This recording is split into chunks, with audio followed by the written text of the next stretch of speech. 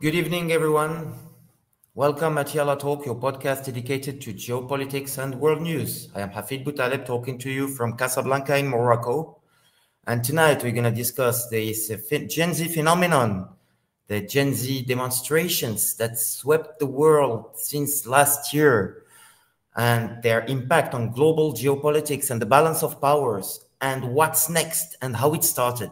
To answer all these questions, tonight I have with me on the studio Rashek Rahman. Rashek, welcome with us. You are Thank you. political leader of Bangladesh. You have a first-hand experience with the Gen Z demonstrations that has struck Bangladesh last year, and you have valuable insights tonight to share from your experience there as member of the Awami League, the party of the independence of Bangladesh, but also the party that was in charge up until 24 before being ousted by these Gen Z demonstrations. And also from Washington, Calvin Dark, your global affairs analyst. Thank you for joining us, Calvin. You're going to tell us about the temperature in Washington on the brink of these demonstrations that are going to sweep America, I would say, demonstrations expected all across America, from small towns to big cities, to denounce the rule of Donald Trump, that is president now since almost 1 year for his second term. And before talking to you, Calvin, and before you give us some information about the situation and the context on the brink of this hot day that all America is expecting, we are starting with you, Rahman. Rahman, thank you for having accepted this invitation.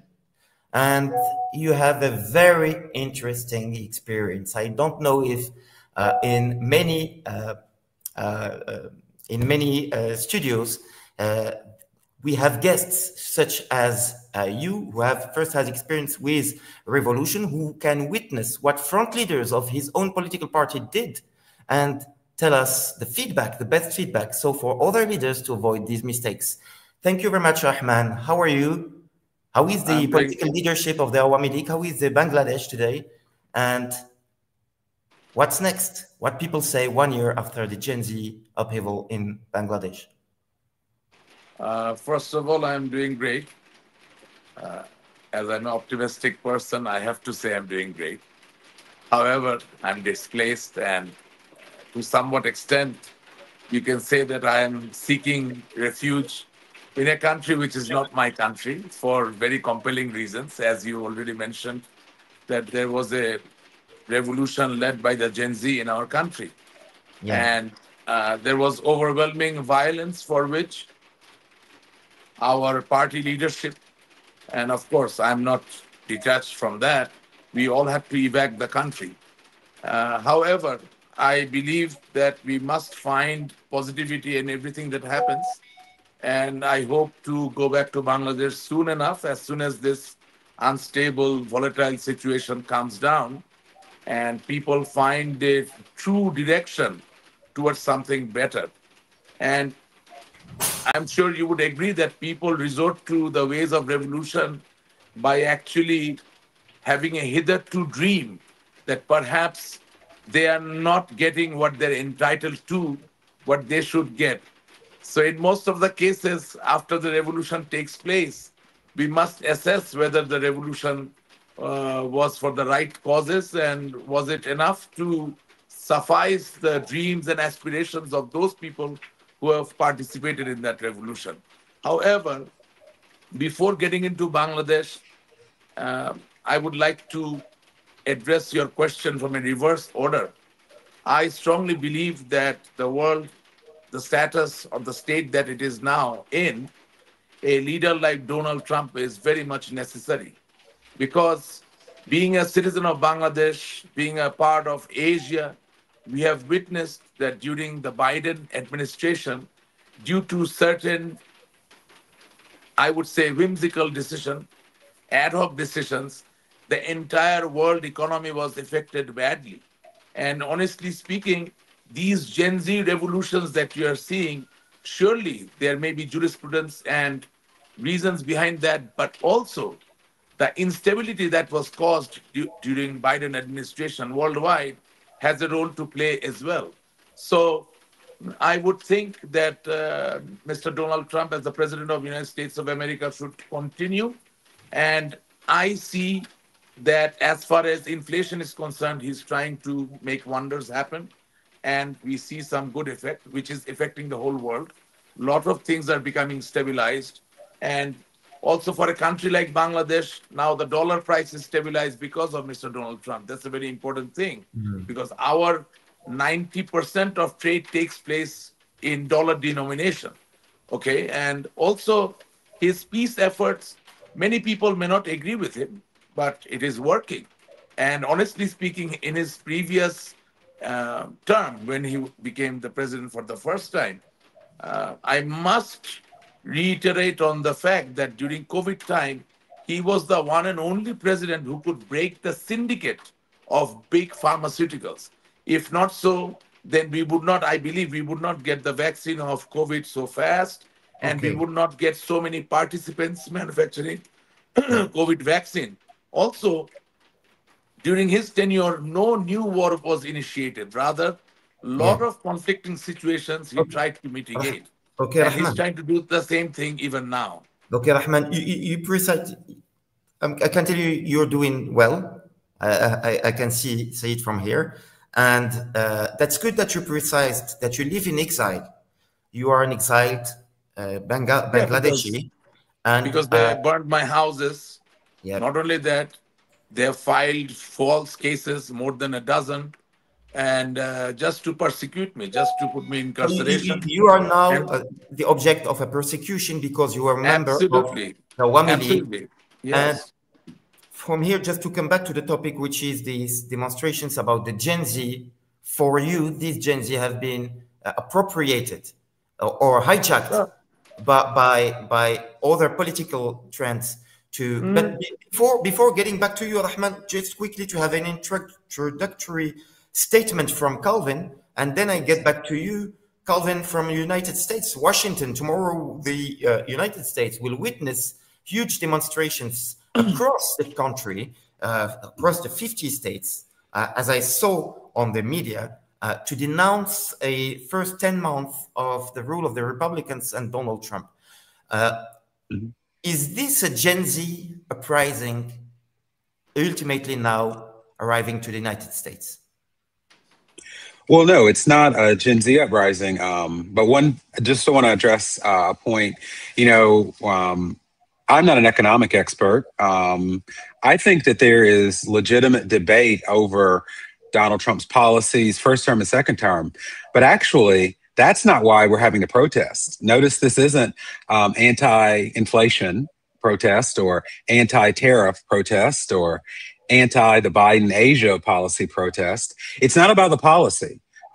It's not about the choices. Some of the things that Donald Trump did, if I agree with them or not, may have been great. The protest is the no kings protest. Because I know 100% Donald Trump isn't good for democracy because everything he's done with outside of our democratic system. And that's why the protest is called No Kings. I think that the biggest obstacle that we're seeing here in the United States is not that we want a completely different economic policy. Some do, some don't. The thing is that Donald Trump doesn't want to act within our system, and that's not good for our democracy. And I don't think that's good for the world in the long run if we are trying to set an example of a functioning democracy. Because remember, you may have a genius in the economic field, security field, anything, but he doesn't get to run like a king, which is why we're having the No Kings protest tomorrow. I think your question about Gen Z is important because, I want to make clear that I'm not saying that young people in the United States are not active like they are in the rest of the world. I'm saying, because there will be Gen Z participating tomorrow all across the country. I do think that there are some parts of the American context that are a little bit different. And that may be why we don't see the level of protest that are driven by Gen Z. A couple of those things. One is young people in the United States, there's not a uniform political orientation. While most young people support the Democratic Party, Donald Trump got higher youth support as a Republican since 2008. Um, Even though Kamala Harris won young people, Donald Trump won young men, because it wouldn't be correct to say that young people are becoming more and more conservative. It would be correct to say that more and more young men are tending conservative. And so you don't have the same liberal base in the young people. Also, we have what Donald Trump has done since January. I don't know if people outside of America realize that he has tied all federal funding, billions of dollars. Some universities couldn't function without federal funding. He has conditioned it on how they hold protests. And he has deemed anything that is against his administration as against American values. There was a Turkish grad student, I believe in Atlanta, whose visa was canceled because she wrote an op-ed in the school newspaper criticizing U.S. policy in Israel. And so one of the reasons why you're not seeing a lot of Gen Z protesters is because they're afraid, because they realize, especially if they're here on a visa, but even if they're American, there's pressure from the administration to kick kids out if they're protesting anything seen against this administration. And the third part that I think is important is unemployment. I was really shocked when I was reading about like the protests in Morocco and then some of the other protests around the world, that the unemployment rate among the youth, while there are frustrations in the United States about youth unemployment, compared to the world, it's really good. Overall unemployment in the U.S. is only 4%. I think among young people, it's 10%, which is big. But like, I think because you're not seeing those drastic 30, 25% unemployment among the youth, that may also be why this isn't a Gen Z-led movement. Okay, so unemployment explains a little bit, even in the United States, you think? Yes, because like I said, I'm sure that there is a crisis in the United States about young people finding jobs that support a standard of living in the United States, but it's not at the level that we see in other parts of the world where it's 20, 30%. In America, it's 10%, and overall, it's only 4%, which I think points to how Biden did successfully rescue the U.S. economy from COVID, because he saved us. He saved us. We didn't have the recession that everybody was predicting. So I think that because economic conditions are a lot better in the United States relative to the rest of the world, there isn't that frustration at the same level among young people. Thank you, Colvin. I should have precise that you are also a member of the political party that is the Democratic Party, and that I support them. They still don't have my complete official support yet. I'm seeing how they handle tomorrow's protest. Yes. Yeah. And you're not very leaning toward Donald Trump. I think the audience have easily guessed this. So before getting back to you, because it's very interesting what you're saying, I want to go back to Rahman, but just a few seconds to precise. I'm broadcasting from Morocco, which is a monarchy. We have a king here, and we are very happy of our king. As you know it, Calvin, you come here often, and you're intimately in relation with Moroccan authorities due to your duties and your job. There are no king's protests, of course, in Morocco. We had Gen Z protests. It's also a first-hand experience that I have, first-hand experience a few weeks ago, 2 weeks ago exactly.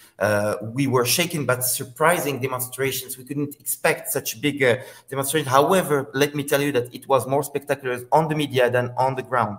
Still, it was very important. It's an important warning, and that's why we are doing this live, to understand what's going on. Before getting back to you, Rahman, let me say about the Gen Z, the difference between, because on off before starting, you mentioned the Arab Spring, Rahman, am I right? You said that Arab Spring is always these springs, these revolutions, upheaval, uprising, call them whatever you want. They start with the younger share, I would say, of the society, the younger part of the society. What is the difference now? The difference is that the tools that use these new generation called Gen Z, it's not the same that the one, my generation and yours also, Gen Y, was in the Gen Y, people had this new perception that we can see within the Gen Zs, but using all tools. If you remember the Arab Spring, people were demonstrating on the streets, of course, using some Facebook, but it was also all tools like occupying universities, occupying offices, getting very quickly toward violence and powers were not used to such spectacular uprisings with a massive media coverage. Today, there are new tools. It's almost that, as again, I just stated that it's more spectacular online than in the reality. It's more boiling on the online forums than in the streets. So just giving an example, Discord, everything is happening on Discord. That's at Discord. I discovered this tool just 2 weeks ago. So how it started? Tell us, like you would tell a story. Rashid Rahman, political leader of Awami League, the former party in power in Bangladesh. You are talking to us. You are in exile. You have a first-hand experience with demonstrations. You suffered from these demonstrators. Tell us like a story, how it started, and when have you started understanding that it was very serious, and what would you have done differently with your hierarchy within the party? Because you said it, you were not happy with the political leaders of your party, how they managed it. What would you have said to these people if you can have a time machine and go back in 2024? Okay. First of all, you see, it's not about me being from Bangladesh, or it's not about being Kevin from USA or you from being from Morocco. There are monarchy in this world, in few countries still now. There is democracy. There are systems where they call it communism, yet they have resorted to free market economy, such as you can take Vietnam into account, you can take it's China. a very resourceful, powerful country, China, for sure. The idea is to first to be able to understand what Gen Z is irritated by. We often fail to realize that. You see, with Gen Z, as far as leadership is concerned, the word charisma, charismatic leadership, it has totally changed. That means the classical model of providing leadership or the political rhetoric per se has absolutely changed. You cannot stand in front of the Gen Z and deliver a speech of 60 minutes and then expect that they would remain focused and they would swallow whatever you're telling them. You see, in my country, there is a word, Bengali word, it's a jargon, it's called para. They don't like para. That means they are somehow or the other more focused. And classical leaders often fail to realize that Gen Z, more than the development aspect, that is, more than making bridges, more than making roads, more than making export processing zones, they are more interested in a life or a situation where they have peace. So, as far as Bangladesh is concerned, my analysis, perhaps many of my colleagues will not agree with me, the Gen Z's revolution actually started. The ignition point was in 2018 when these boys and girls came to the streets of Dhaka, the capital of Bangladesh, demanding, 2018, you said. Sorry, Ahmed. yes, demanding safe highway, safe road, and safe driving. Because in Bangladesh, every day, hundreds of people die on road accidents due to negligence from the drivers who are driving buses, trucks, even for that matter, private cars like sedan cars. So basically, the Gen Z demanded that the government, that is the Awami League government, my government, would create an environment where the whole road safety net would really become safe and there would be peace. Because at the end of the day, let's say you're in Casablanca and you want to travel to Agadir and there is no bridge. You have to cross a river. We are just making a hypothesis, right? Yeah, It's of a course. Yeah, hypothetical yeah. situation. So even if you have to take a ferry and it takes 10 hours, it's a bane. It's not a pain, it's a bane, B-A-N-E. It's Yeah. a trouble. But for that, you will not resort to revolution. For that, you will not resort to violence. For that, you will not resort to protest. But yes, you will express your displeasure that it takes 10 hours, correct? So now, let's say the government comes and makes a highway, makes a bridge, and from Casablanca to Agadir, you arrive in, let's say, 2 hours. You're happy, but you're not happy when you see that the police doesn't work properly. You're not happy when you see that the hospital doesn't work properly. You're not happy when you see that if there is a road accident, if there is negligence on the part of the driver, negligence on the part of the company, you cannot take them to task, meaning you cannot make them face the law, the wrath of the law. When you see that people die and there is no compensation, there is no one to answer. That means a thug, a group of people who control the transport business, are the bosses. From there, the Gen Z starts to lose their patience. And I am telling you, in a final analysis, 10 years down the line, 20 years down the line, there'll be many academic work. What is happening now, they're going to get refined and they'll be published. It will come in front of the world, and you'll see that today, what I am telling you, the truth shall come out. From there, it started. Because, From 2018, yes, from because of the safety absolutely, of the highways. because So, our government, so our it's a small demand. That's how no, no, it's. in perspective of Bangladesh and India, it's not a small demand. It's a very big demand because there is a culture of thuggery that prevails in the country due to lack of democracy over the last 50 years. There are a lot of, according to Antonio Gramsci, I know I'm sure Of you know course. of him, the social Yeah. scientist of Italy. According to his theory of hegemony, there are a lot of hegemony that has been strengthening itself, rather weaponizing would be the correct word, themselves, taking advantage of the fact that true democracy does not prevail in these societies that we are talking about right now. Mm. So there is a hegemony of transport drivers, there is a hegemony of transport owners, there is a hegemony of police officers. My God, what hegemony of police officers? Would you They call it have, intermediaries? I'm sorry?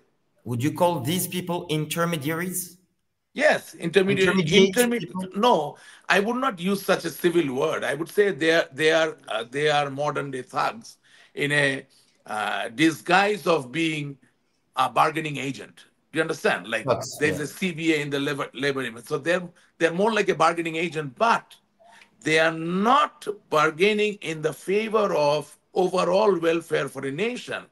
They are bargaining for the people who belong to their flock. So, as far as Gen Z is concerned, Gen Z do not really like this. Gen Z wants to see that the fundamental rights that have been promised by a constitution, by the state, it prevails. So whether he is having food in a five-star hotel or not doesn't matter for him. But he wants to see that the stipend, the staple, the food that he's getting, it is not adulterated. There Yeah. is nothing that would cause cancer, that there is nothing that would kill him. He Mm. or she wants to feel that the education that they're getting, that will actually ensure them to captivate future, and they can utilize, or you can use the word exploit, their potentials so that they can have a beautiful life. Now, in the case of Morocco, in the case of Bangladesh, in the case of Pakistan, in the case of India, Sri Lanka, Nepal, everywhere, it is a reality. I love your country. I've been to your country many times, Hafid, and we have been long-time friends. It has so much potential. If you come to Bangladesh, you'll see it has so much potential. Yet, it is a fact that my country has been independent for 54 years. You really cannot claim that you can go into a hospital and get world-class medical treatment. Of Mm. course, if I am a part of the executive, the government, then I would say no, no, no, we are very good. But no, I'm a politician. So I about have that, not sold my soul to anyone. I have about to tell about the that, truth. Rahman. I just want to. You were a leader. I mean, not front leader, but one of the leaders of No, I Awami was the League. front leader, but I was not part of the government. I Yeah, was you were solely not part part of of the the. political You were party. front leader of the Awami League, but not Yes. in the government. Absolutely, absolutely. I That's was there on a regular basis on television channels yeah. and I on the remember. I social remember. media, Yeah. but my position was very different. Today, like I am persecuted because of few corrupt individuals who were there in the government So and two also things. within the vicinity of the government. Right. Our job. as you said, that Awami League was the party which made Bangladesh independent. My job was to talk about that, because our great leader, our father of the nation, Bangabandhu Sheikh Mujibur Rahman, Yeah. he led this country to independence, fighting a war against Pakistan, keeping four values up front. One is secularism, number is social justice, number three, socialism, number four, socialism and democracy, and number four was the values of the independence war that we dearly fought for, Yeah. so that human life is preserved, Yeah. human dignity is preserved, So, and we so can please. set an example in front of the world. Yes. So how So, come? How come the police shot the demonstrators? There were yes, I'm hundreds coming of. to that. So So, what as happened? a, I want it. So if you can tell us from yes, inside, what I, happened? I'm telling you. So, as a political leader, this was our job to continuously try to educate the mass, including the Gen Z, that why Bangladesh became independent and what is our endeavor, right? So the four pillars of independence that I talked about, you can find similarity with European countries, you can find same similarity with USA, and we are great preachers of freedom of speech, freedom to worship, as Franklin Delano Roosevelt in his four freedom speech he delivered, that freedom to worship, freedom from fear, freedom from want, and freedom of speech, right? So we advocate those things. Unfortunately, when a political party is in power for a long time, the idea of check and balance, the idea of being able to regulate itself and remain altruistic becomes a very difficult proposition. So, from there, a part of the administration was actually abusing the law and order forces in such a way where this incident that you are discussing, it happened. We cannot say it did not happen, and we can never say that Gen Z was on the wrong side. But yes, what we can say, that the revolution of the Gen Z was without any form, was without any structure.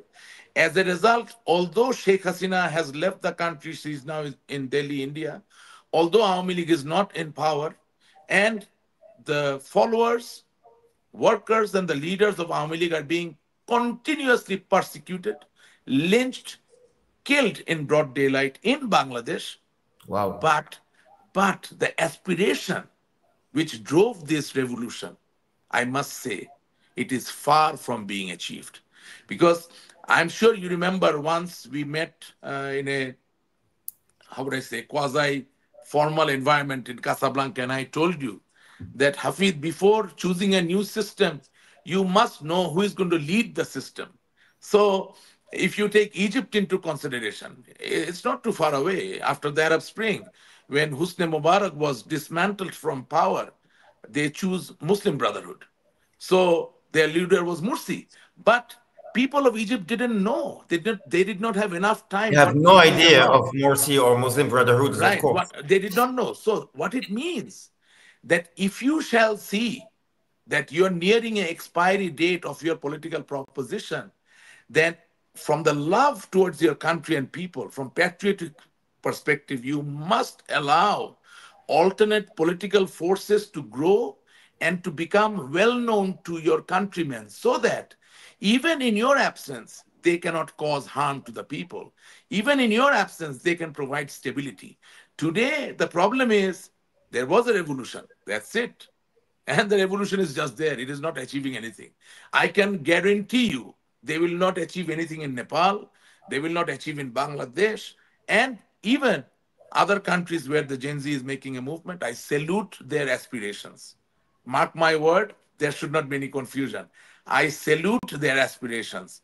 But I'm also telling you with responsibility that the culmination of the reality shall not be very Okay. pleasant and sweet. Thank you, Rahman. I think, yeah, Yeah, I just go want to ahead. make a note of that point. I actually think, as you were talking about Bangladesh, maybe the United States, and particularly the Trump administration, should take a lesson from Bangladesh.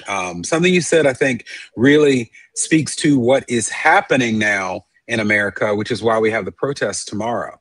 Right now, Republicans control every bit of government, Congress and the White House. There's a majority on the Supreme Court. And so what's happened is they have neglected the checks and balances. And as you mentioned, with political parties, political movements that forget that they have to be responsive to the people, we're starting to see the frustration here because of what you mentioned. Like, I'll give you an example. By November 1st, most healthcare insurance premiums will skyrocket, including my own. It's going to go from $660 a month probably to $850 a month. That's going to be a lot for young people who are still on their parents' plan, for example. And so they're frustrated that Donald Trump is deciding to send $20 billion in aid to Argentina for his buddy without congressional approval, without asking the United States, yet is not doing anything on that end. And I think that when you have a government that is not being responsive to the people, you get that tension. And so I think that's a lesson that the Trump administration could learn from Bangladesh. It's not that there is opposition against helping Argentina. I personally don't want to, but I'm just one American. I think there is opposition to one man deciding that, especially when there are priorities that greatly affect young people like healthcare. With all humility, I would like to press on to my argument in this way, that not that I'm very familiar with the No King movement, but ignoring the checks and balances of the United States of America is one thing, and breaching the checks and balances of the United States of America is another thing. So as far as law, legality, and constitution is concerned, Honorable President Donald Trump has not breached, neither violated a single checks and balances of the United States of America.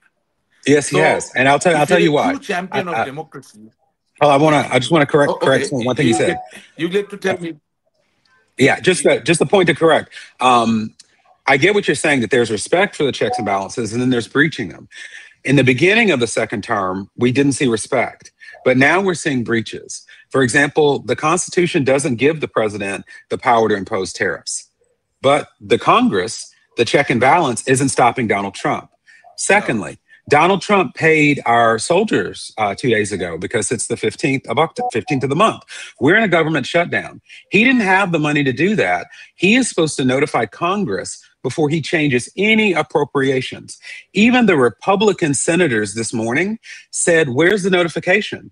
Donald Trump ignored it. So the reason we're having a protest is he went from not respecting the checks and balances to breaching them. And I think that that's the path that we're on, and that's the reason behind the protest. Okay, just a second, just to put some context to new viewers joining us. We are talking about the demonstrations tomorrow that are expected to take place in America. That's why we have derived on this topic of Donald Trump.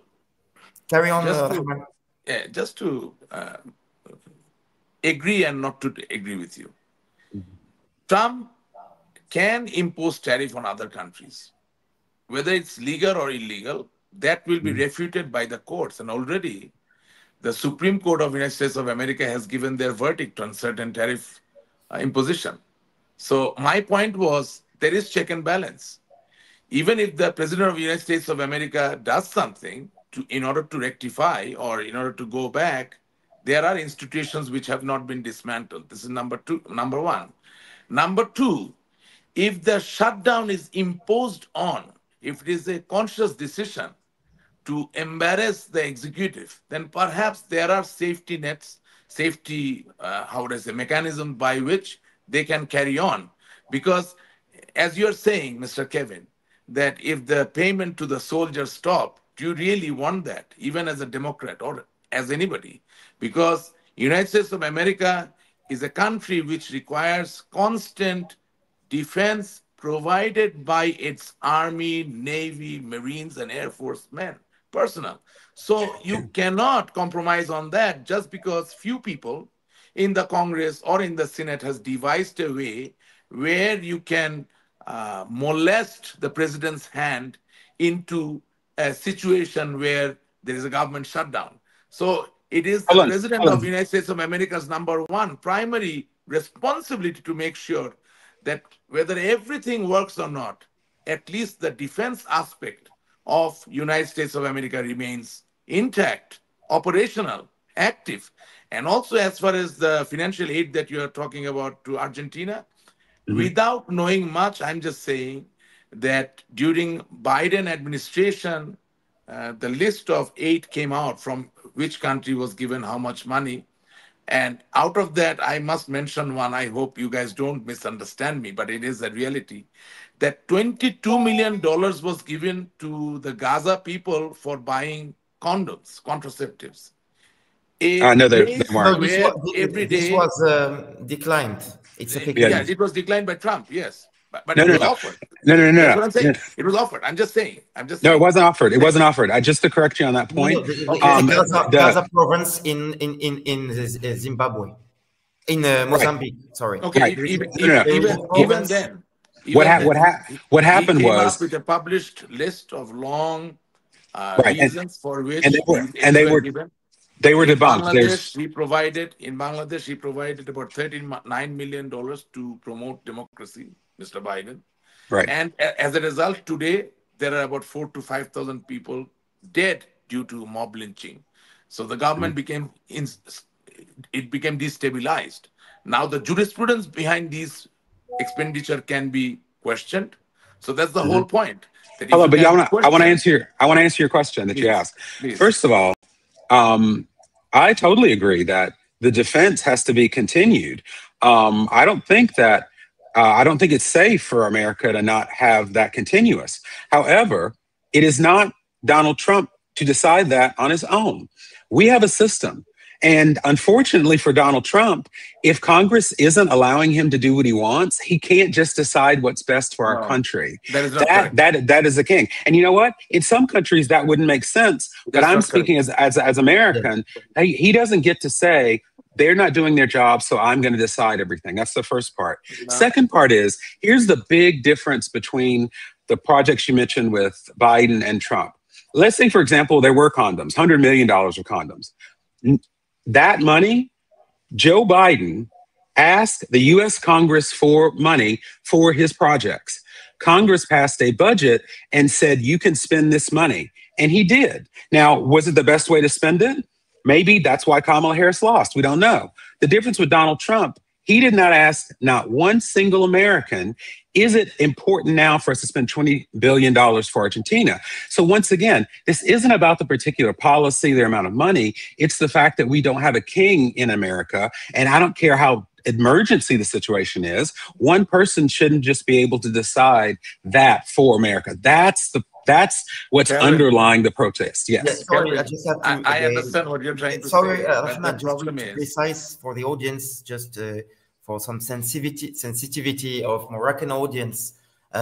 Kings just don't decide that way. Even in Morocco, we are a kingdom, we have institutions, and the king is tied to these institutions, so a constitution. I think the No King protest refers to the original war that created America. And I'm sure you agree with me, Calvin, where the original American settlers revolted against the king in London for behaving with them not like citizens, not like English citizens, and imposing Right. them abusive taxes. So that's why now there is this called No King protest. But in Morocco, again, we are a monarchy and we have free speech, as you can notice. But I can't just, sorry, Calvin, just for that, really apologize, but just let you say that the king behaves and says and does whatever he wants. This maybe refers to these absolute kings in the 18th century during the American Independence War, but doesn't refer Right. at all to any monarchy in the world, because most of the monarchies are constitutional monarchies, including Gulf countries, and the kings are tied to institutions and they can't just decide whatever they want. This was just to precise. For Right. And let me clarify.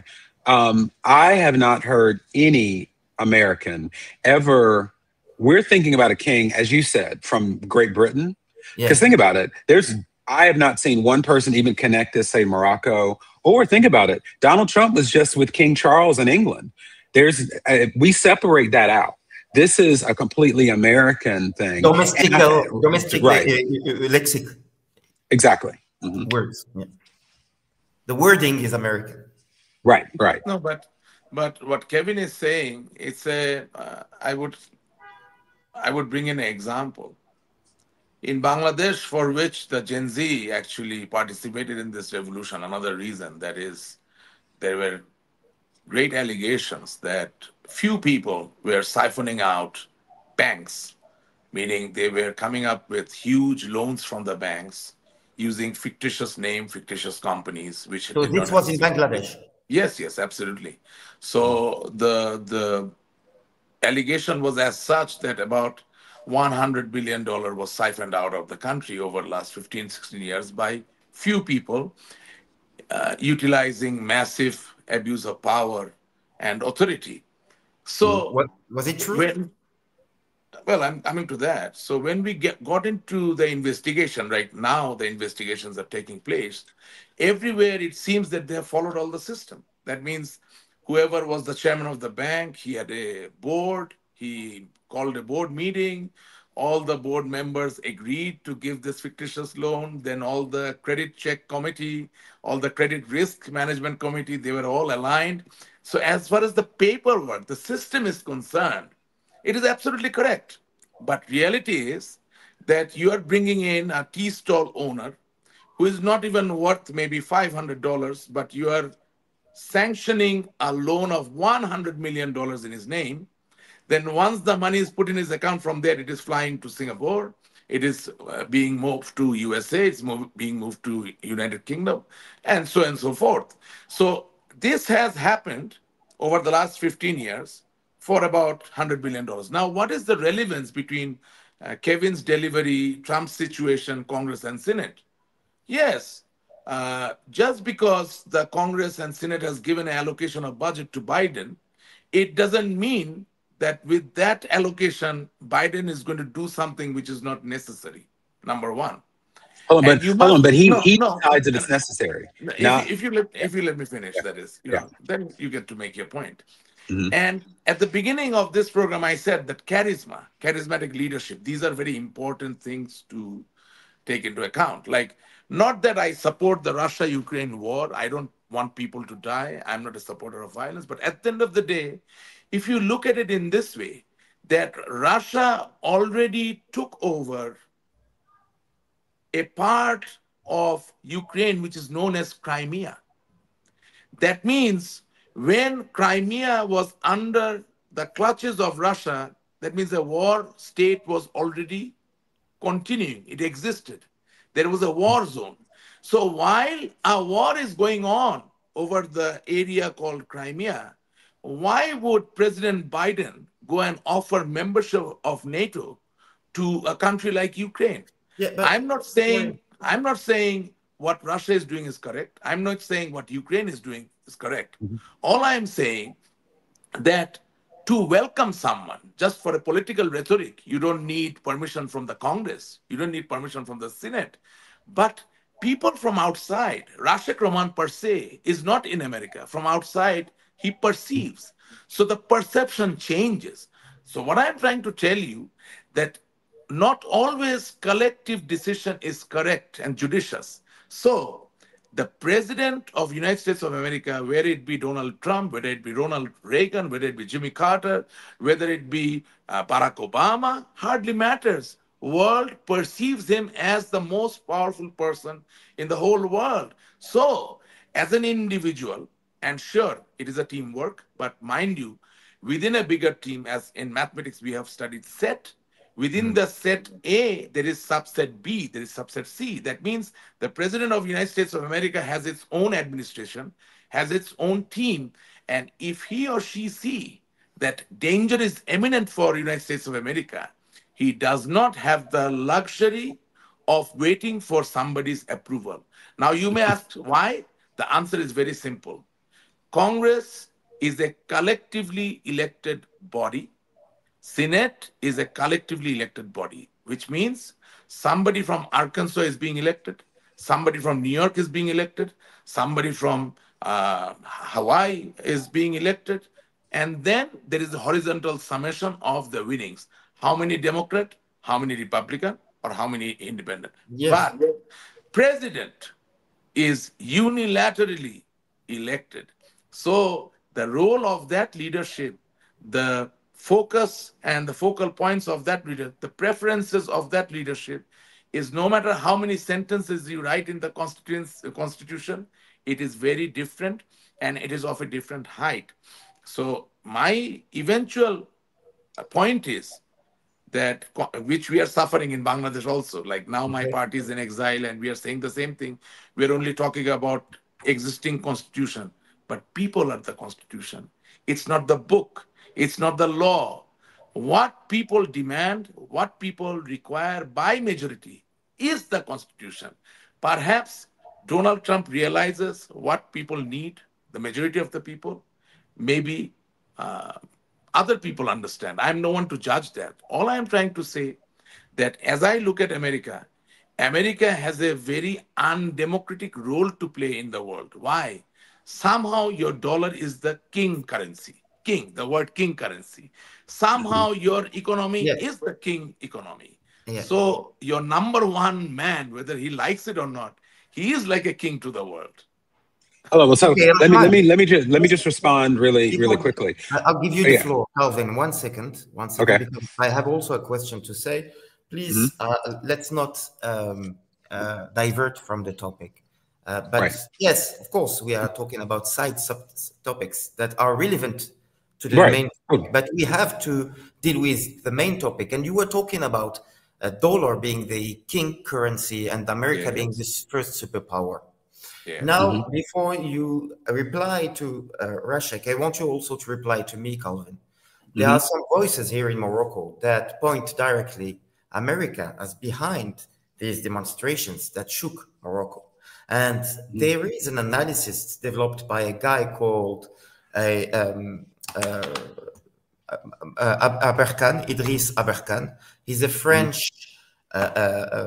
A French analyst in international relations, Hmm. and he said that awkwardly, many countries, whether it is Bangladesh or Sri Lanka or um, now Madagascar or Peru. Peru recently has been struck by Gen Z protests, or now Morocco. These Hmm. countries are developing increasing ties, economic ties with China, and Hmm. are giving space for Chinese industry to get full deployment abroad. So, do you think these protests are coming from, as it is said in French, une officine? It means a small office bureau within the American intelligence Hmm. for some purpose, not necessarily related to the White House, but for some purpose to destabilize countries and ultimately reach China and Chinese industry. Do you think this could be? There are some people who say this. Do you think they are right in thinking that way? I think that they are right in that America could, America has throughout the past, has interfered in a lot of covert ways around the world. So America has the ability to do it. There's nothing against American. There's nothing morally or principally keeping America from doing it. However, I don't think they are, just because our government right now is not that strategic. And I don't mean necessarily the Trump administration. I mean, I would say since 9/11. Like, think about it. The reason the attacks of September 11th happened was because the CIA wasn't talking to the FBI, wasn't talking to the National Security Administration, wasn't talking to the Lack other of police coordination. forces. Lack of coordination, right. We have the Department of Homeland Security now because of September 11th, because we then decided, wow, we need to put everybody in the same room. Okay. So I don't think it's happening, not because America wouldn't do it, but just because I don't think that we're strategic enough now to do it. I also, in the case of Morocco, um, the reaction that I've heard a lot, after the protest was Morocco is really an example of stability to America and is a stable American partner on many levels. Like, there aren't many countries that have that kind of a relationship with the United States. So I don't know of any American lawmaker from any party who would see any value in destabilizing Morocco. Now, are there things being done now to weaken China, to change what China's trying to do with a lot of countries around the world? Probably so. I don't know if they're being effective or not, but I don't think there's a huge official campaign for it. One just quick point too, we were talking about our American system, and I think this relates to this Gen Z question. I definitely understand, as an American who lives outside of America a lot, how our system is perceived. But I think in this time, people need to understand how America is. The president is not the most powerful person in this country. Our Constitution is built that the Congress is the most important branch because it is the representatives. Let's remember that in the Constitution, the Congress can get rid of the president. President can't get rid of the Congress. And I know that Donald Trump wants to rule without seeking Congress's help. I think, honestly, maybe there are times when dealing with Congress slows things down and it's not as efficient. But guess what? We're in a democracy here. I honestly know that Donald Trump is probably frustrated that he cannot execute his budget the way he wants to as president. I would say tough luck, because we're in a democracy where, yes, you actually have to ask Congress for permission for every dollar. And so the question becomes, well, what if he makes bad decisions? What if Biden made bad decisions? And I believe Biden made several that I don't agree with. Our solution in democracy is when the elections come, guess what? They won't be president again, or their party won't be president. Correct. So we don't have an emergency democracy in America. Correct. Where if people can't get along, then the president can just unilaterally decide things. The US president cannot spend $1 of Calvin's tax money until he checks with Congress. If he does, I don't care if it's an emergency, he's breaking the law. And so I think that's something that I want to make sure that the world understands about our system. Yeah, because we're having a debate about whether yes or not Donald Trump broke the law, and Calvin, you state. Oh, and I just want to say, sorry, the link to that, to our discussion, which I think is important, is that's why the Gen Z protest, or the Gen Z element of the protest in America, aren't so much over one particular issue. Because like I said, for some it may be healthcare, for some it may be student loans, for some it may be our crime problem, for some it may be immigration. That's not what's motivating the protest. What's motivating the protest is America is not used to living under a leader who wants to leave without consulting Congress. And that is why it is the No Kings protest. So I think if we compare the Gen Z movements in the United States with the world, we have to remember that part of what a lot of Gen Zs don't agree with is the decisions are being made without their input or without other Americans' input. That's the unifying theme of the protest tomorrow. Kevin. And that may be different, yeah. I want to learn. Sorry, hold on, Rahman, just a precision. It's not the only country. Today, Madagascar elected or appointed a new president after the former president left the country in a French airplane, definitely, apparently. So prior to this, the Malgache Assembly in Tananarivo, the capital of Madagascar, have voted against the president. So, of course, it's not the case only of the United States. And I want you, please, to focus on this generational aspect. What makes different this new Gen Z, the generation compared just to the 2011 upheaval, the Arab Spring, compared to what happened in the 90s in the former Eastern countries, Eastern Soviet bloc countries in Europe, compared to what happened, for example, before in other revolutions. Iran witnessed in a revolution in 1979.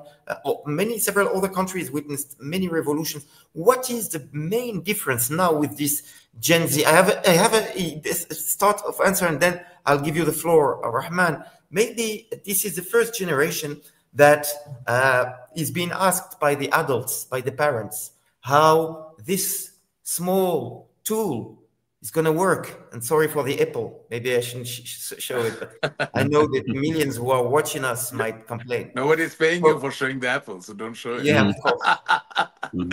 Yeah. But this first generation where adults come to ask the younger how it works. And it is a dramatic shift in psychology, at least. The entire paradigm of politics have shifted. And without using the word parent, I would say the previous generation has failed to realize how the social media and this handheld device impacts our Gen Z. So, as I told you, that Gen Z has a very non classical approach. They would not protest for many apparent things for which previously our ancestors have protested. They would protest for things which are immediate Exact. responsibility of the state and the government. Exact. And believe you me, a Gen Z will not come and say, "Give me a job, I don't have a job." They don't work like that. But Gen Z would definitely complain to you about education system, which doesn't help him to get a job or her a good job. A Gen Z will not come and say that, "Hey, work out for me on behalf of me. I want to remain healthy." He will not say that. He or she will say that I want to walk into a public hospital, a general hospital, and I want to get state of the art, most modern healthcare without questioning or without any impediment, right? So these are small things they want. They don't want much. And as far as Kevin is saying that I am a true believer of democracy, whether it be in United States of America or whether it be in Bangladesh, the world itself moves in a very democratic fashion. So in small factions, small places, different kind of system may be there, but in eventuality, the progress and the continuation of this world will actually depend on our collective decisions. So taking into global warming into account, taking the depletion of resources that is taking place, all this pollution that is taking place, all the war that is taking place, or for that matter, according to Aporto Sen, the lack of entitlement for which we grow so much grain, food crop, yet there is a part of this world who don't get food properly. There is Yes. famine still now, right? So it 800 is our million. collective decision. But what I want to ask that when you are making a king movement, the people who are assigned to make the king, that means tomorrow, can Kevin tell me how many elected congressmen and elected senator are going to take part in that procession? So if a sizable number of congressmen or senators do not take part in those protests, you really cannot call them absolutely democratic. They are democratic somewhat, but it does not reflect the actual opinion and support of United States of America. So what I'm saying that being able to protest is a democratic thing, but just because we are being able to protest, if we say that we are only correct and they are not correct, perhaps that is not always right. And one thing we have seen in the United States of America, one thing we have seen in the United Kingdom, that is the aspect of floor crossing. That means even a congressman who belongs to the Republican Party, if he or she feels that Donald Trump is not on the right side, they can cross. They can vote against whatever he wants. They can voice their opinion. That is the greatest form of democracy, which we did not have. In Bangladesh constitution, still now there is Article 70 and 71, where a member of parliament cannot raise his voice against anything that he feels is not correct against the government. He will lose his member of parliamentship. This is not there in United Kingdom. But in Morocco, it is there. In Morocco, a member of parliament or the member of the legislative body cannot make an official statement going against, No, no, it is what possible. I mean. No, no, No, it not is against possible the in Morocco. You had a not against the monarch. They cannot make a sorry. statement against the monarch. No, They no cannot make one. a statement. Sorry, no one will make statement against the monarch for a simple reason. No, I'm just saying. It's an That doesn't example. I mean mean, it's a limit to free speech. It's just right, respect exactly. because there is a But symbolic behind the yes, monarch. but in USA there is no limit. That's what I was saying. That was the example. In Yes, I was. England, Yeah, just in gonna. England, you can stand in the parliament and talk against the monarch, the king of England. No problem. They will not Yes, like it. just. The Oh no. loyalists will not like it. They will protest, but you can. So, what I'm saying is that democracy itself is a difficult proposition. But for that, one must own the sense of justice and fairness in him or her. It's not only the book called Constitution, it's only, or not only the set of law. Any democratic process which does not stand beside justice, Any democratic process which does not stand beside human values is not democracy at all. Democratic system is one thing, democracy is another thing. Abraham Lincoln's Civil War from 1861 to 1865, it was a war, but it championed democracy Yes. because it was trying to defend and uphold the right of the people who did not have the right. It Mhm. tried to ensure emancipation of the belief that the forefathers of the United States of America had. Similarly, we had a war against Pakistan in 1971 under the leadership Yes. of Bangabandhu Sheikh Mujibur Rahman. Mhm. 3 million martyrs gave their lives against the oppressive military forces and the paramilitary forces, which are known as Razakar al-Badr al-Shams of Pakistan in 1971, 26 March to 16 December. But it was an act of war, but it was champion of democracy. Whether it was democratic, yes, we can give a lot of examples. Many people may refute, many people may agree, may not agree. But Mhm. the end result of that act is that we champion humanity. We champion I think you mankind. agree, Calvin, I guess. Uh, yeah, just and I want to address your point on the democracy point. Just to be honest, in America, that's not. We have a democracy that is only on paper. Our law, our system of rule of law, is what's on the actual paper of the Constitution, No, nothing more. It's not the no, paper and then what Calvin feels in his heart. It's not the no, paper and what Donald Trump feels is best for no, sir. America. No, that's And I know that there are principles that we want to expound to, but in a democracy, you have to follow the paper. And then so tomorrow, if there's a huge uprising against Donald Trump, is he going to be kicked out of office? No, because in our system, you can't get kicked out if people are mad. You get No. kicked out if an election happens or if Congress has it. So I think it's safe and a Kevin, democracy in America works because it is just on the paper, not somebody's ideals, because those are different. Kelvin, But to answer the question about the age, I just want to say one thing that I disagree with both of you. I don't think that this is any different with Gen Z from any other generation.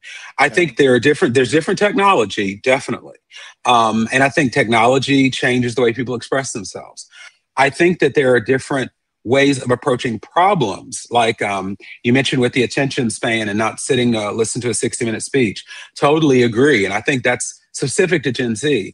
But I don't think the phenomenon of the kid speaking to the parent, telling them what's going on. That's happened all the time. It just wasn't with social media. It happened in the 80s with TV. That's how people got together. It happened in the Vietnam War in the 70s. It Yeah, was the young people telling Richard Nixon's generation, yeah. we don't want to fight this war against communism. In the 50s and 60s, in the civil rights movement, Martin Luther King was only in his early 30s when he was assassinated. He was very young. So I think, at least in America, it's always been the young telling the old, hey, we need to change things. I think the Yeah. difference with Gen Z is they just have a new tool, but I don't think it's specific to them. Maybe, probably, so there is also the age of the world leaders. Let's say it clearly, there is a generational clash. no. Keep in mind Also, that, so sorry, Rahman, really few seconds. Keep in mind that two elections, two elections or one, if you remember 2021, people were complaining about the age of the American candidates. Trump was 76 and Biden was 78.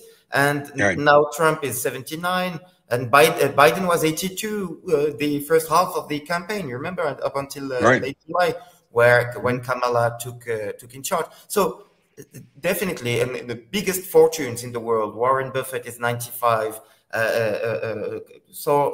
George Soros is 95.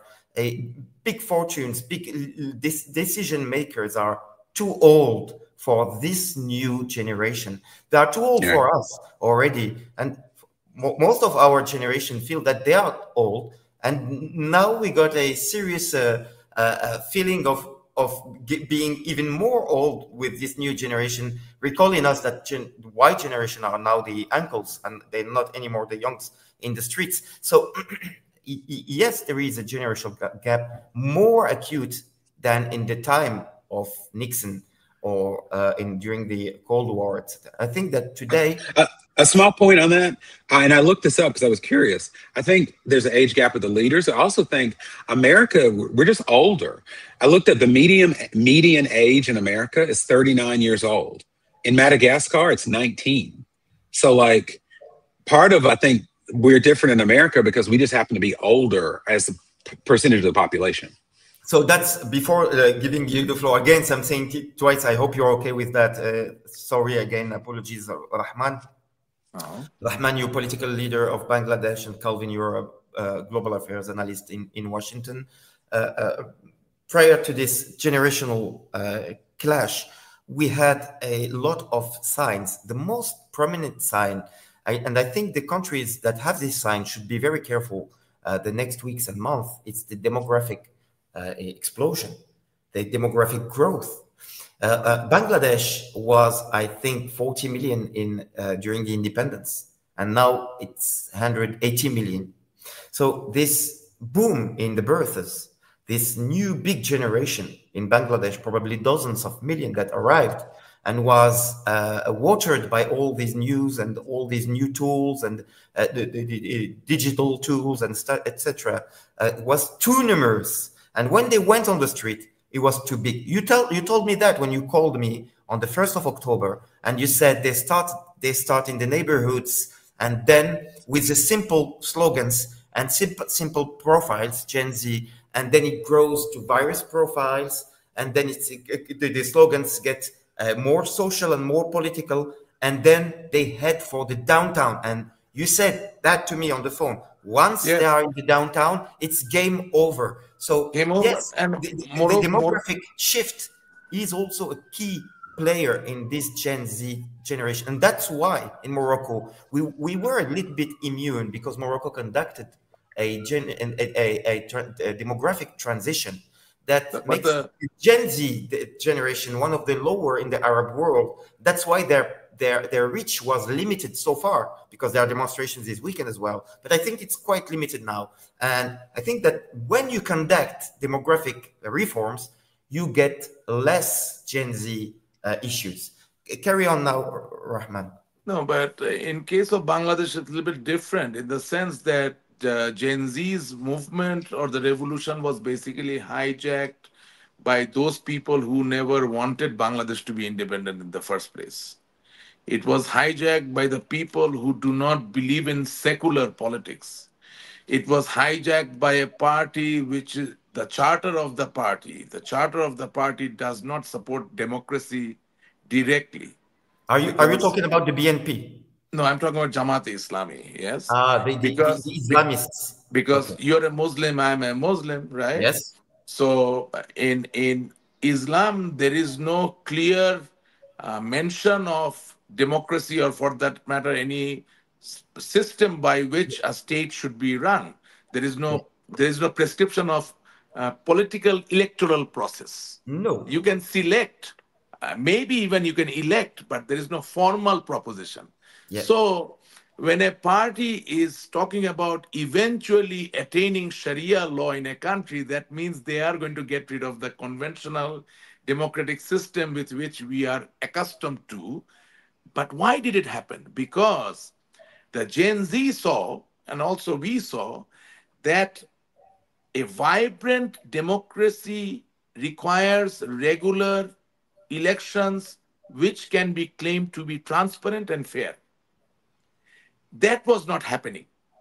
So once that doesn't happen, there is an uprise of frustration, there is an uprise of terrorism, there is an uprise of fundamentalist people, and that's what happened. And like here, as Kevin is saying about the constitution, also in Bangladesh, there is a constitution. But what is the safety mechanism? The safety mechanism, just like United States of America, there was a Supreme Court which had a great responsibility to intervene when the intervention was required. Even now in the United States of America, a lot of decisions Kevin may not agree with. I agree. Perhaps you agree, maybe somebody else. But Supreme Court does intervene. It does try to play its historic role, which failed in Bangladesh. Our Supreme Court did not play that historic role. As a result, today this miscarriage of, how would I say this, democracy or whatever you may call it, it has taken place. And as a matter of fact, it is not only bad for us, it is bad for everybody in Bangladesh. So what I'm saying, for the moment, temporarily, you may not like a decision, but if you follow through and if you see that the checks and balances are working, like in the United States of America, Kevin's tax money cannot be spent by Donald Trump. That is true. Similarly, the Congress and Senate cannot do something which the president doesn't desire. There is a gridlock. So you have to sit, you have to agree, and you have to get things done. Maybe there are some occurrences, maybe there are some situations where Kevin is not happy, maybe somebody else is not happy. Similar situations were there in Bangladesh also. But we are talking about eventuality. Eventually, the checks and balances, the institutions and the persons who hold that, if they don't come out with their own capacity to protest and put foot down, then obviously there'll be a revolution from the Gen Z. And without a structure, you can dismantle the people who are doing wrong, you think, and then you cannot achieve the correct thing. And if you take a very, like the social media you were talking about, how it is playing its role, just think about this. Hitler's or Nazis' final solution. What was that? To annihilate the Jews from the face of this earth. And what was the eventuality? Once you get rid of the Jews, then you get rid of the people who are not Aryans, non-Aryans, right? Okay. So the final solution was dealing with supremacy of human race, correct? Yeah. Now, let's say in 1939, if there was handheld devices, mobile phones in everybody's hand, and let's say social media was so vibrant, where from Berlin throughout the entire world, up to Burma, to India, Delhi, up to England, London, Birmingham, like let's say Iowa, everywhere people would know what final solution is about. Then do you think this Second World War would have taken place? Do you think there would be a Pearl Harbor? Do you think so many millions of people would have given their lives in Auschwitz? It wouldn't have happened, right? Oh, So, actually, just on that quick point, I hope it wouldn't, but I can honestly say it might have. Look, no, we it might saw, not have happened. but hold on, look, It might not have happened. in Gaza, for example, Because Yeah. you have to, for 2 years, for 2 years, Gaza, we saw Gaza, Kevin, like, yeah, Kevin, but that we saw it. What I'm saying, no, Gaza would not happen in the first place if in 1947 there was well spread social media established in this world. People did not know what was happening.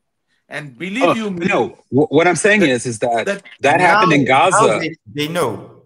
now right? they know. So That already it happened is in. pretty late. Already it is pretty late. So you need to recover, right? And No, also, I tell I was you, just saying to your point, if that would have happened in World War II, I think it might have, because for 2 years we saw those images on okay. social media and videos, and we still didn't stop it. So I'm just saying, I don't know. But Yeah. Rahman, you said something very interesting. I try to change the perspective a little bit. Hold on, Rahman. You mentioned something. I want to come back to it. You said that somehow behind the Gen Z, you saw the Islamists. Yes, absolutely. They hijacked the revolution. Okay.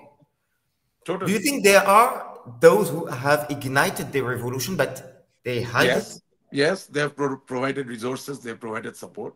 So surely we are to be blamed Morocco, also. We did not manage the situation. Surely we are to be. I will not sit here and irresponsibly blame the whole thing onto somebody else. The fact remains that in the entire world, the political paradigm has shifted. The definition of charisma has shifted. The definition of well-being has shifted. How comes Islamists who are not renowned for being modern and for being cutting edge? You see, how when comes there are those who hijack a revolution? Yes, when you're not in power, when you don't have direct responsibility, it is very easy for you to woo a generation. You can promise many things. It is now when the game has started. Once the revolution has started, now they're failing.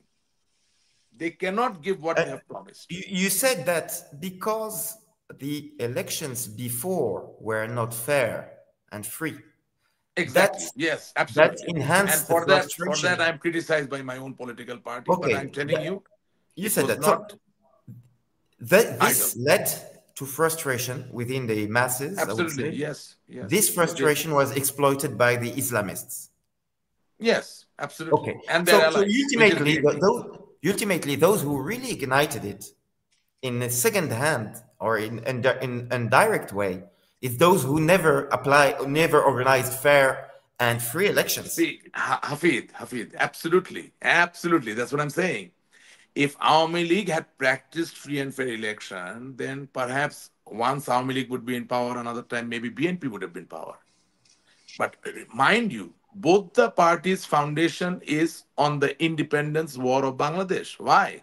Because my father of the nation, his party was Awami League, Bangabandhu Sheikh Mujibur Rahman. On the other hand, Major General Ziaur Rahman, the founder of BNP, was a freedom fighter also.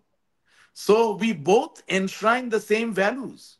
So if there was a vibrant political system continuing with the election, free and fair election, then what would have happened? Maybe once Awami League governs, maybe once BNP governs, but at least the country doesn't go to the Islamic fundamentalists. Yes, Jamaati Islami's rise took place when BNP was in power from 2001 to 2006. But just because that happened, it doesn't mean that you will stop having the dialogue, you will stop having the relationship with a progressive force with which you have to ultimately face these terror mongers. So we stopped that process. We stopped doing politics. Politics is a continuous process. We more focused on development. That's what I'm saying. That even if you don't make a bridge, even if you don't make a road, even if you don't have a iPhone 17, you don't go for a protest. You go for a protest when you see that the policeman does not listen to your just call. You protest when you see that your ailment does not get the health care that it deserves.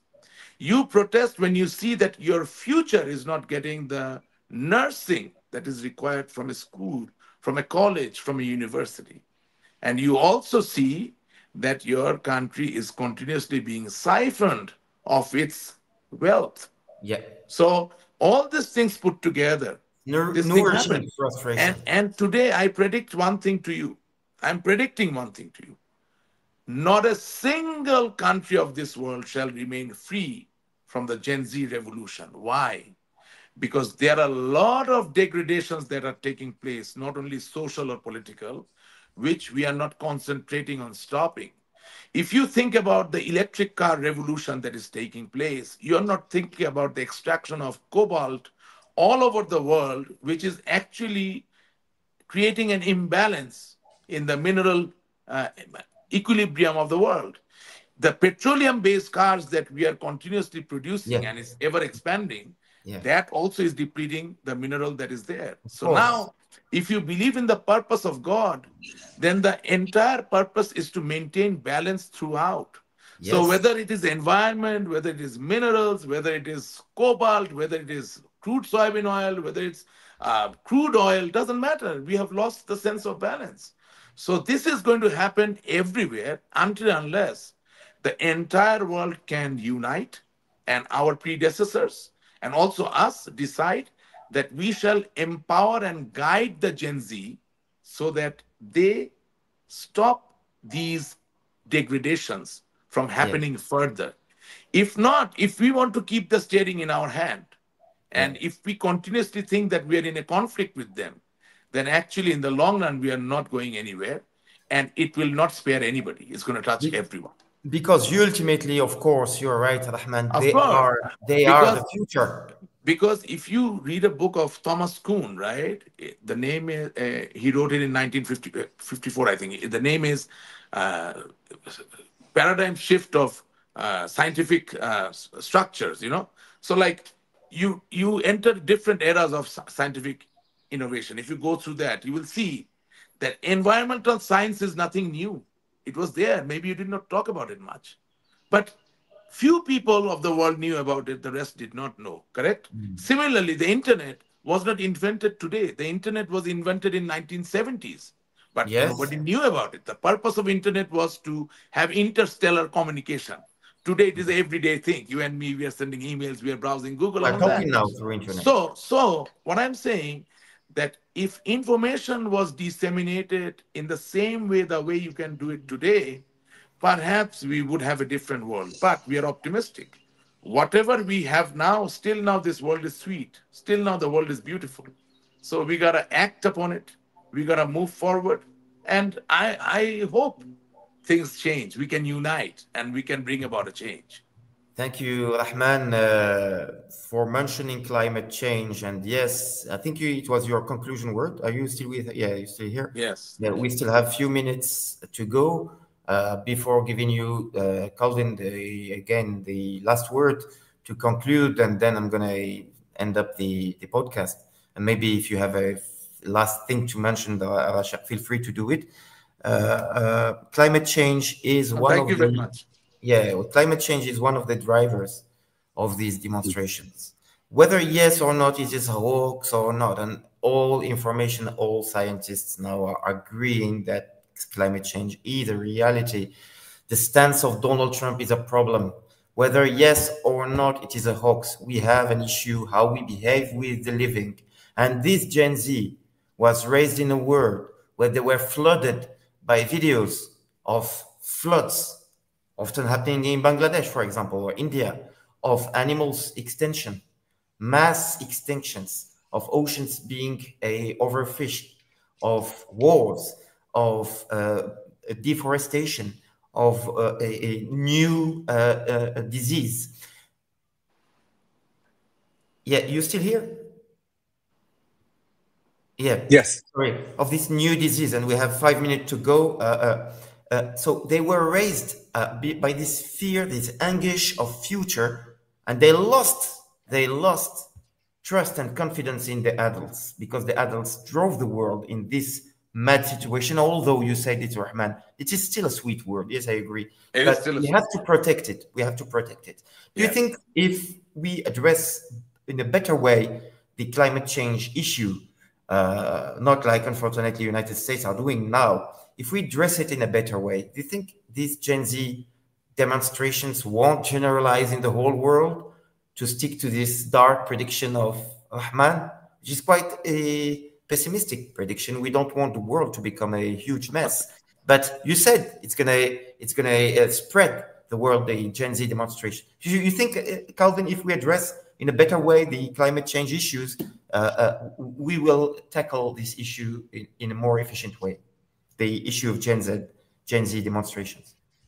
I think so, but on the case of America, before that, we have to just have before we can address the problem, we have to admit that there is a problem. And Donald Trump says it's a hoax, but it's not just Donald Trump. There are some states in our country where teachers are not allowed to say that there is a climate crisis. And, you know, I said that there are, especially among young men, becoming more conservative. You have a lot of young people who are believing that. And so before we can tackle the problem, we have to recognize it.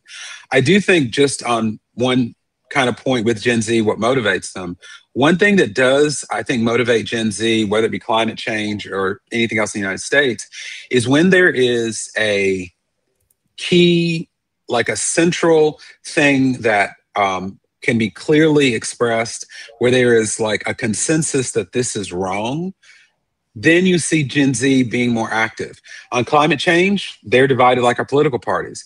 But the Black Lives Matter protests in 2020, that was a large percentage of Gen Z and young people, because racism is easy to understand. Most young people, regardless of whether Democrat or Republican or independent, don't want racism in any form. And so I think that in America, at least, Gen Z will be effective when there are very clear issues that they agree on. And I think once you have that, they will then use those new tools like technology to do unprecedented things in the form of protest. But now, like if you ask Gen Z, some student loans, some healthcare, some crime, some immigration, some climate change. So I think because there's not a big impetus behind one theme, we're not seeing that in the US like in other countries. Unlike the impetus that drove the demonstrations in Morocco, education and healthcare. And we're going to look more closely what's going on for the upcoming weeks. And maybe we're going to resume this debate and continue it the next Friday or next week's. Just to end it, just give them good education, good healthcare, and show them that you listen to them. And thank you very I much. think majority of the problem is contained. Thank you very much for your feedback. You are a political leader of Bangladesh. You had the first-hand experience with Gen Z demonstrations, and now you live in exile. And thank you for your insights.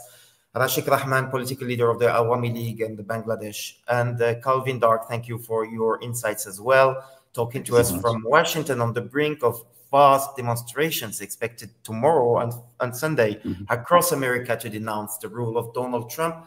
Thank you, everyone, for following us this podcasts of this Yallah Talk podcast dedicated to geopolitics and world news. And follow us for more news on our page. Wait for you the upcoming days for updates. Thank you very much and have a good. Thank you. Thanks, both of you. Bye. Bye.